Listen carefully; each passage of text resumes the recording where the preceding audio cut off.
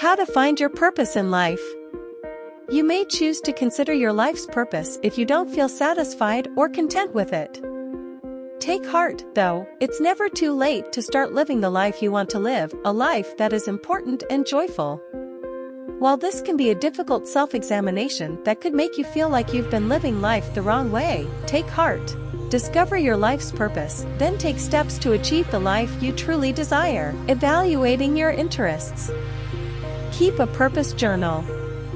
If you want to improve anything about your life or your viewpoint, journaling is a helpful tool. Create a diary that you may use to explore your ideas about your passions, your joys, and the meaning of your life. You are the only one who will read this journal, so don't worry about how it sounds. It's more crucial to be absolutely truthful and open than it is to have very strong writing. Question yourself. It's necessary to evaluate what you enjoy doing, what you already do, and what needs to change in order for you to live a more purposeful life before you can start determining your life's mission. Some issues to think about are: when in your life have you felt the happiest? What about yourself has actually made you proud? What traits in other people do you most admire? What gives you a real sense of life and vigor? How content are you on a daily basis? How would you spend the week if you only had 1 week to live? What shoulds are getting in the way of your whatso-ever? What one thing in the world would you change if you could? What one change would improve your quality of life? Create a list of your interests and passions. List the activities you like to perform during leisure time. These can be associated with your job, your personal life, or your household. They ought to be activities that truly bring you delight and that you like doing. These are activities that you like performing without being compensated, and they probably make you lose track of time. Write down what you love.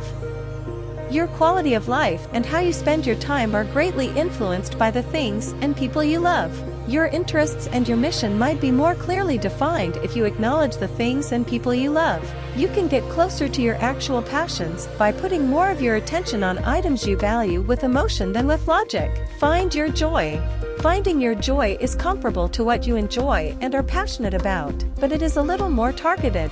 Consider what makes you feel gloriously joyful in order to discover your joy. Consider the last time your sides hurt from laughing or your cheeks ached from smiling. Use backwards planning. Consider being 90 years old. Imagine that as you reflect on your life, you are content beyond measure knowing that you led a worthwhile life. Work backwards through time to decide what you must do in each decade between now and 90 in order to live that full life after imagining its intricacies.